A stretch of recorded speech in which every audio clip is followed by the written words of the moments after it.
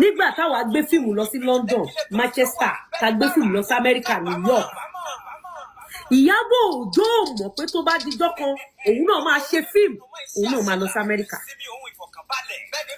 Gbogbo tí Ìyábọ̀ rò pé kó ṣẹlẹ̀ sí wa nígbà yẹn òun ló ṣẹlẹ̀ sí Ìyábọ̀ Òjó lẹ́yìn.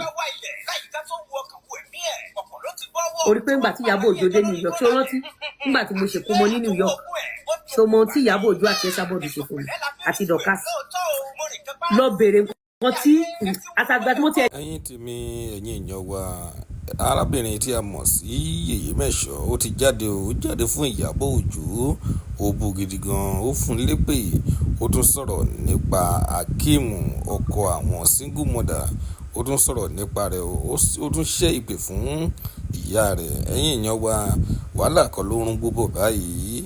Ẹ jẹ́ ká gbọ́ látẹnu Yèyé Mẹ́ṣọ̀ bí ọ̀rọ̀ náà bí ó ṣe ṣẹlẹ̀.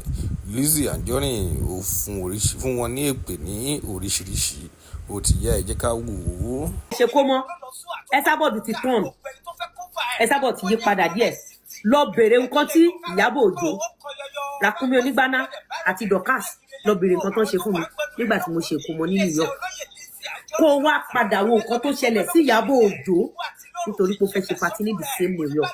Wà á mọ̀ nǹkan tó ń pè ní karma.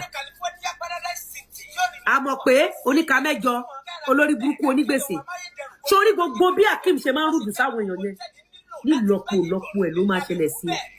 O ò ní rí ọmọ, o ò ní rí ọmọ. A mọ̀ pé wàá ṣi ẹ̀sìn, wọ́n á sọ̀rọ̀ sí ẹ, wọ́n á fi ẹ́ ṣẹ̀sín, wọ́n á fi òkú ẹ gbolẹ̀. A mọ̀ pé wàá ráre kú, wàá ráre nílé ayé, wàá yàgbẹ́ sára, o ò ní rí èèyàn sáńbà fún ẹ. Sórí gbogbo nǹkan t'Akeem bẹ́ fúnra ṣe yẹn lọ kọ sílẹ̀, wàá rántí alẹ́ yìí, lọ kọ sílẹ̀. Èmi nìkan kọ́ l'Akeem rúdù sí bí, so many people ló ti gégùn fún Akeem lójú ẹ̀ ní ẹ̀, so many people ló ti gégùn fún Akeem. The question is, fún wa léèyàn kan tí ọmọ Akeem olórí burúkú tó máa mọ ìgbẹ̀yìn ẹ̀, fún wa léèyàn kan tó jẹ́ wípé ó kọ́kọ́ lọ fún Akeem. Wà á rí pé Akeem ló jókòó, wà á rí pé Akeem ló jókòó, abu eléyìí, abu tọ̀, abu ti bí. Àwọn olórí burúkú bí ẹgbẹ́ ẹ̀ ló máa ń bọ̀wọ̀ fún.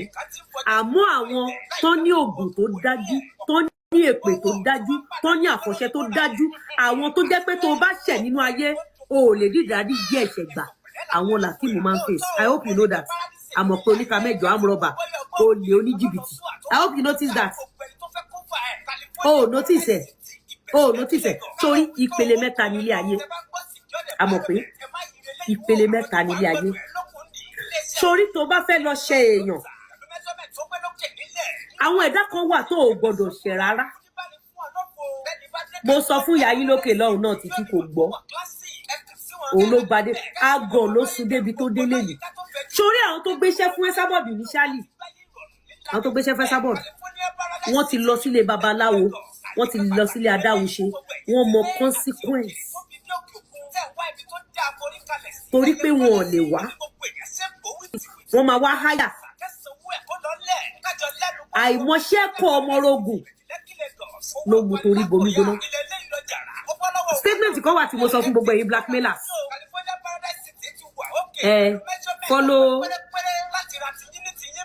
Kashi máa dúpẹ́ for IG. Na that time Ìyábọ̀ Òjó follow. Hold on, Ibret ẹ máa gbọ́. Sórí ejò tó ṣe jẹ́rìí, wọ́n bá sọ pé èèyàn lóògùn.